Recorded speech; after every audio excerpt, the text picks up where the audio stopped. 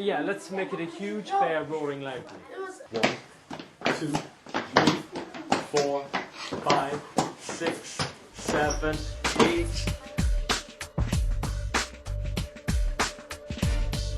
Right back at in fact it was at half term, we had an inset in dance at a neighbouring primary school. And I quite liked the idea of incorporating dance into the classroom. And we just learned the basic structures according to the national curriculum: travel, turning, jumping. And it just so happened to coincide with my sort of aim of covering adverbs and verbs this half term, and adjectives and nouns and all the rest. And I thought, oh, well, why not see if there's a link between something like movement and dance and grammar? I thought maybe that is my way in to turn it into something that children actually feel excited about, whereas at the same time they will maybe remember it a bit better than I did from my own schooling. After 7 years as a secondary geography teacher, Aidan O'Kelly moved into primary teaching. He did not relish the idea of tackling grammar. The idea of teaching grammar when I began teaching 4 terms ago, I wouldn't say it was terrifying, but it filled me with a sense of sort of boredom, really. I have to be really frank and say that. And so to teach something like grammar when you suddenly realised as an adult, oh, I don't really know if I remember much of this, it made me think, well, why didn't I remember very much of this? And it wasn't something that I remembered feeling excited about or thrilled about when I was at school, grammar.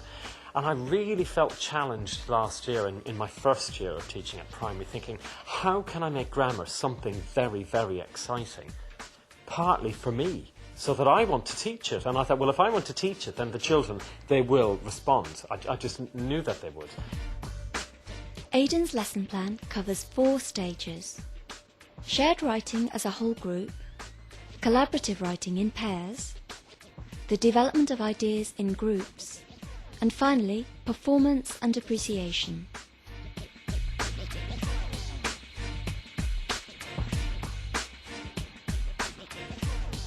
So if we're trying to put together a sentence which is action-packed with adjectives and adverbs, and if you have difficulty trying to think of all those different words, which one of these words would you start with? George?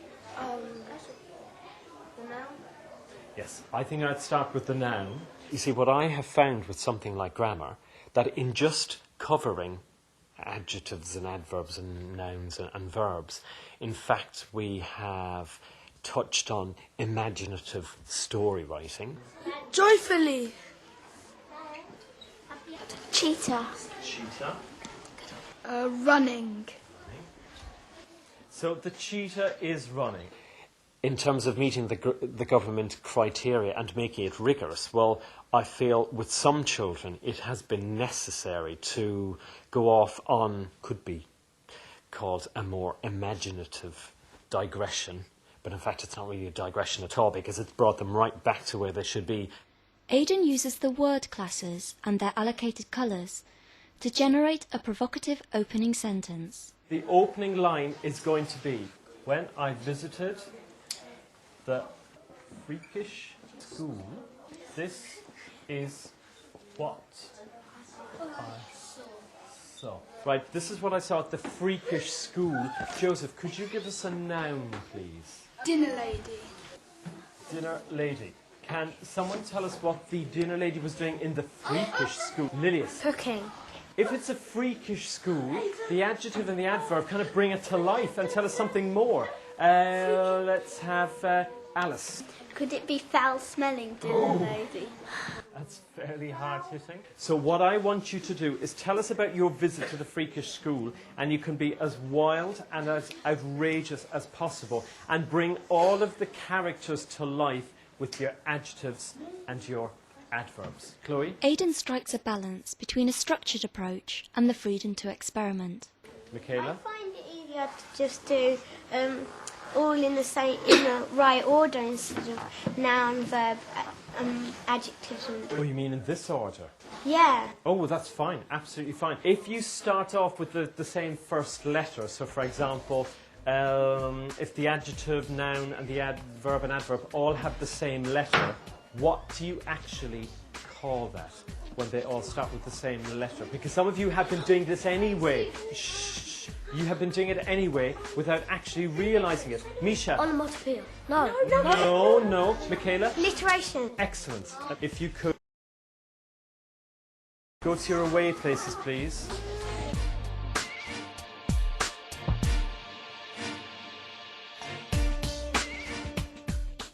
I think the collaborative approach to work I began to see last year in particular was increasingly important. I really liked the idea of children just bouncing ideas backwards and forwards and discussing things. Then 2 colons. And when I visited butchers, I saw some smelly fish. Yeah, no, Billy, take off the colons. I still have the sort of concern at the end of the day that they'll be over-dependent one on the other, for example, or that their work will be identical. But actually, I should know better because it never is identical. They will always go off on tangents. They will always have their own ideas, but sharing at the same time. But what is really interesting is that when they're listening to each other, they can actually be very, very supportive. You know, not always, they're not perfect, but they can actually be if they're listening to each other read their work. I want you to hear what people on Blue Table have done, because again, Alice has decided not to stick with the freakish school, but has completely, and this is what I absolutely get so excited about, you have completely gone off on your own tangent and created something very interesting. Go ahead. The antique dressing table proudly held 30 fashionable perfumes, 70 frilly pink knickers, 100 odd pony socks, 170 Barbie picture boxes, one large triangular mirror with looking stressful carved around the edge, 130 fake silver bracelets, 600 forged pounds, and 600 sly socks swaying silently. Excellent. Very, very interesting indeed. It really strikes me when I hear people like Alice reading about her dressing table. And the sort of quirkiness and the oddness of that. I'm thinking, oh my God, there is such a story there. So in a way, the grammar is, I thought, would be a foundation, but in fact, it has already, I feel, given rise to some exciting stories.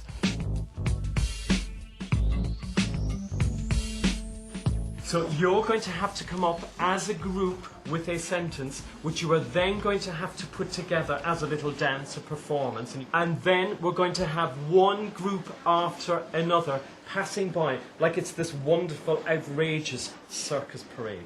But could we just have one quick example off the top of your head? What might you see passing by in a circus parade? And make it outrageous and wild and exciting, because remember, you are going to be acting it out. No. Billy. A cheetah. Cheetah. What is the cheetah doing, Billy? Walking slowly. Okay, walking slowly. And don't you, Jude, what kind of a cheetah is it? Extraordinary cheetah. Now that's quite a challenging one to actually act out. Okay, what you're going to do in your groups, and we've already discussed what groups you're going to be in for this afternoon. So you're going to have to come up as a group with a sentence which you are then going to have to put together as a little dance, a performance, and you'll have some time in the hall to practice that. Jumping was pirouetting slowly. Have you checked your spelling? No. I didn't think so. Dictionary. Sorry? I'll give you a hint. P-I is what it starts with. So look up under P-I. Pirouetting. Pirouetting.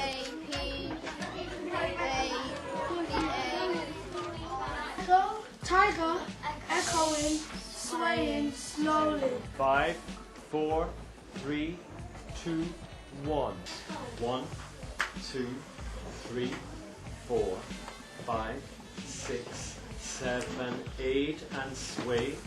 2, 3, 4, 5, 6, 7, 8. Slowly. 2, 3, 4, 5, 6, 7, 8. Keep going. 2, 3, 4, 5, 6, 7, 8. Excellent. Okay, 1, 4. Posing penguins wobbling evilly. 1, 2, 3, and 1, 2. I just feel at this stage we have the space and the opportunity to explore different ways of learning. I just felt it was really important that we would approach topics in a whole variety of ways. So some of the time, yes, is the mundane, sitting down, doing your spelling test, writing things in your book, for example. But other times it's creating, it's visualising, and increasingly it's the kinesthetic approach, acting out, performing. But if the children are having that variety of experiences, it makes it exciting.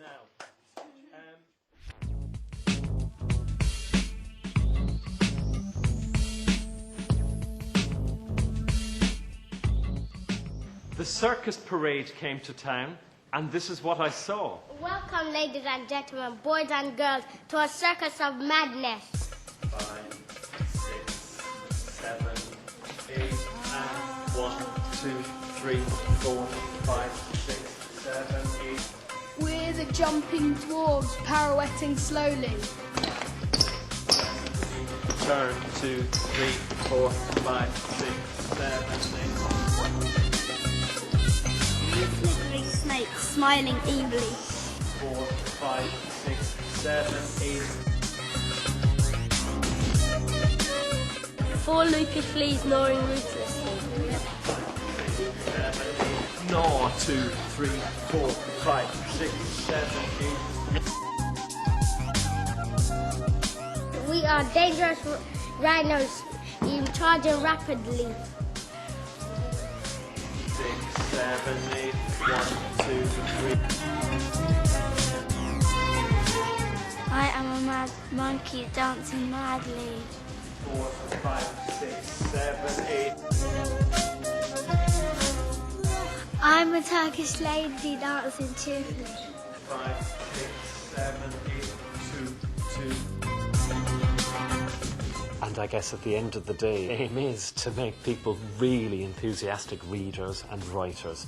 And I feel by enthusing children through drama or dance or whatever, then for me, I think that is the key, making them enthusiastic. So that they're coming to school or their literacy lesson thinking, oh, literacy, fantastic, I'm so excited, which I think is such an essential part of, reading and writing. 1, 2, 3, 4, 5, 6, 7, and back. For more details of Aidan's lesson plan and other ideas for Literacy Hour, visit our website at www.teachers.tv and click on Grammar Dance.